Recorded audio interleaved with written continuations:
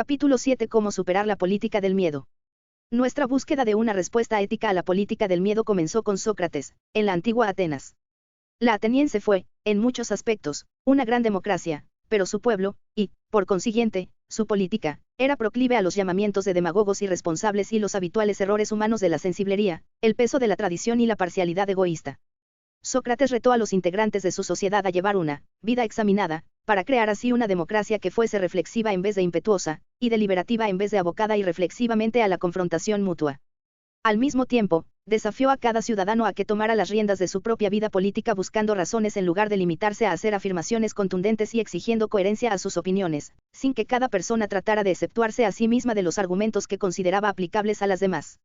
Recordemos, en cualquier caso, que solo los hombres podían ser ciudadanos en la antigua Atenas. La respuesta de Sócrates a los defectos de su democracia era prometedora, pero incompleta. Carecía de tres elementos imprescindibles en toda respuesta socrática de hoy en día. Para empezar, no tenía en cuenta la diversidad de las personas y los modos de vida, ni demostraba voluntad alguna de incluir a todas las personas y grupos en el diálogo democrático.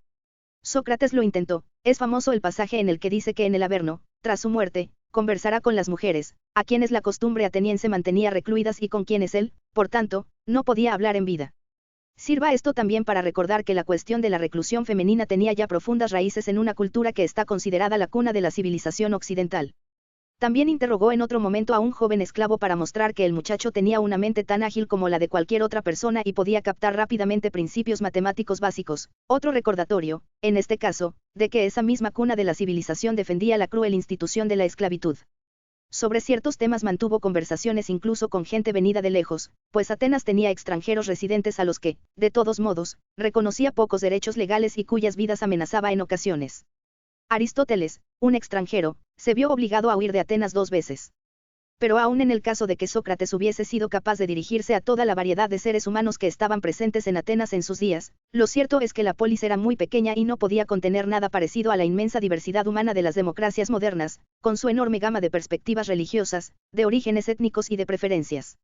Así pues, un socratismo contemporáneo debería entablar diálogos respetuosos entre actores situados en un terreno mucho más amplio y eso requiere de un tipo de comprensión histórica y social que Sócrates no poseía y ni siquiera buscó. En segundo lugar, Sócrates no manejaba idea alguna de que el respeto hacia los seres humanos exigiera el reconocimiento de la existencia de múltiples modos de vida, religiosos y seculares, y del derecho de las personas a buscar el sentido de la vida a su manera, con arreglo a sus propias conciencias. El problema de Sócrates no era tanto que creyera en una idea única del bien y se negara a ser un relativista moral. A fin de cuentas, muchas, si no la mayoría, de las personas que creen en la libertad de conciencia hoy en día están convencidas también de que su propia visión de las cosas es la correcta y que otras no lo son, al menos, en ciertos aspectos. Lo que Sócrates era incapaz de concebir, en realidad, era que no correspondiera a la política ni a los gobiernos decir a las personas lo que Dios es y no es, ni cómo y dónde encontrar el sentido de la vida. Aunque un gobierno no coaccione directamente a su población en ese sentido, el simple anuncio de su preferencia oficial por una religión, o por la irreligión, supone ya de por sí una especie de insulto a aquellas personas que, por su conciencia, no pueden compartir esa visión religiosa, o irreligiosa, favorecida oficialmente y desean seguir su propio camino. Y ese es un argumento que ni Sócrates ni otros muchos filósofos posteriores a él supieron comprender. De hecho, sorprende lo mucho que la idea de la igual libertad de conciencia tardó en arraigar en la tradición occidental. Las guerras europeas de religión terminaron en un compromiso a regañadientes entre las partes enfrentadas, algunos países adoptaron el catolicismo como religión oficial y otros el protestantismo, pero ninguno trató de implantar unos principios que respetaran por igual las conciencias de todos. Y aunque las minorías empezaron a ser toleradas oficialmente, los judíos, por ejemplo, por lo general lo fueron con esa tolerancia de mala gana que George Washington criticó tildándola de jerárquica, porque no significaba el reconocimiento de que todos los seres humanos tienen iguales derechos a la libertad. Incluso en el siglo XIX, cuando muchos pensadores de espíritu internacionalista comenzaron a hablar de una religión de la humanidad, universalista que uniera a todas las personas del mundo en una cultura de derechos empática, la imaginaron como un sustituto de la religión tradicional, que, según creían, pronto sería considerada anticuada y retrógrada, y cuyo culto caería en un profundo desprestigio. Lo cierto es que, en sus intentos por erigir unas instituciones políticas en torno a esa posibilidad, no demostraron mucho respeto por las muchas personas para las que tales religiones constituían rasgos definitorios de sus vidas. No deja de ser interesante que esa idea inédita en Europa hubiera calado ya mucho antes en la India. Por lo menos desde la época en la que Asoka, en pleno siglo II AC, el emperador que se convirtió al budismo desde el hinduismo, erigió una serie de columnas en las que se anunciaban sus edictos de respeto y tolerancia mutuos entre las religiones. La misma idea fue desarrollada mucho más a fondo, y a lo largo y ancho de un territorio más extenso y diverso, en tiempos del imperio mongol musulmán, cuando Akbar, un musulmán practicante, implantó políticas de tolerancia en el conjunto de sus dominios. Akbar tuvo cierta influencia en Europa y sus ideas fueron bastante conocidas allí, pero la arrogancia y el sectarismo europeos de aquel momento resultaron ser más fuertes. Y así se mantuvieron durante la posterior historia del Raj británico en el subcontinente indio, hasta el punto que el mismísimo Winston Churchill llegó a decir que los hindúes eran un pueblo de bestias con una religión de bestias, sin que ello le acarreara desprestigio político alguno en Gran Bretaña. La idea de que los principios políticos no deberían favorecer a una religión por encima de las demás y sí promover la igualdad de respeto por la libertad de todos hizo mayor fortuna en las colonias norteamericanas y, en último término, en la nueva nación nacida de estas, que supo forjar unos principios básicamente adecuados para tratar con los actuales problemas de diversidad religiosa y de suspicacias entre religiones. La realidad, sin embargo, siempre ha sido menos maravillosa que los principios, y tanto católicos como mormones, testigos de Jehová y, por supuesto, nativos americanos salieron mal parados en algún momento en sus respectivas búsquedas de igualdad. Los hindúes, los musulmanes y los budistas, colectivos cuyo crecimiento se vio largo tiempo restringido en este país por culpa de las políticas inmigratorias, no fueron ni siquiera considerados en serio hasta fecha muy reciente. El fracaso de unos buenos principios a la hora de interpretar la realidad de forma coherente nos recuerda cuál era la tercera gran carencia de Sócrates, una imaginación curiosa. Puede decirse que, aunque limitada, tenía alguna, como demostró cuando conversó con el muchacho esclavo o cuando anunció sus planes de dialogar con mujeres en la otra vida. Pero otros griegos se esforzaron mucho más en ese sentido.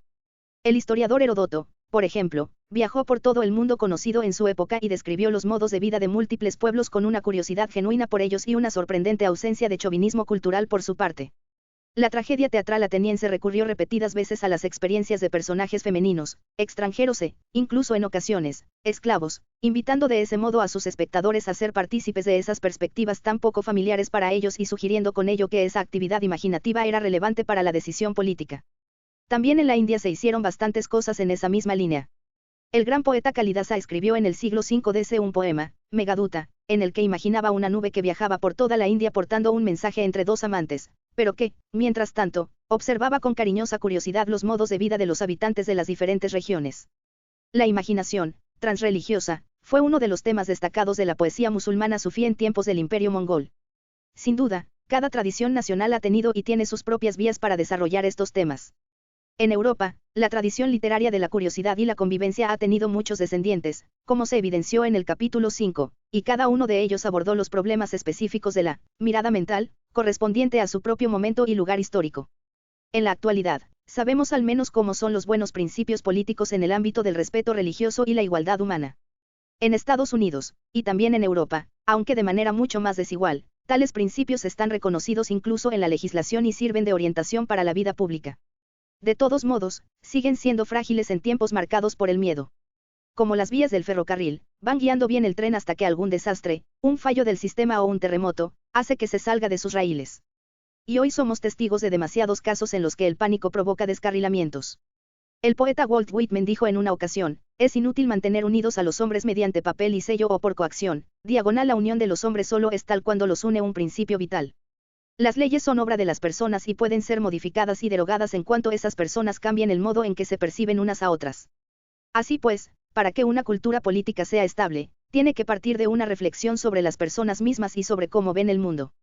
Y las personas no son particularmente fiables, tienden a vivir envueltas en sus propias preocupaciones e intereses y suelen mostrarse bastante cerradas a los de sus prójimos. Nuestro actual clima de miedo muestra hasta qué punto es fácil alejarlas de los buenos valores y las buenas leyes en los momentos en que existen una inseguridad y una amenaza reales. Sí, la nuestra es una época ciertamente peligrosa.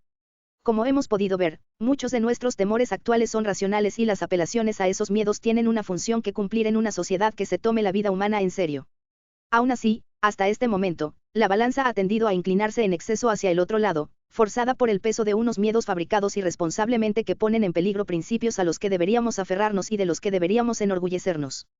Para contrarrestar esa nefasta tendencia a estrechar nuestras miras y a centrarlas en nosotros mismos, en el sagrado yo, necesitamos tener, antes de nada, el compromiso socrático y cristiano kantiano necesario para examinar nuestras elecciones y comprobar si son egoístas, si nos convierten a nosotros en una excepción privilegiada de los principios que pretendemos hacer extensivos a todos los demás y si ignoran el pleno e igual reconocimiento de los derechos de todas las personas.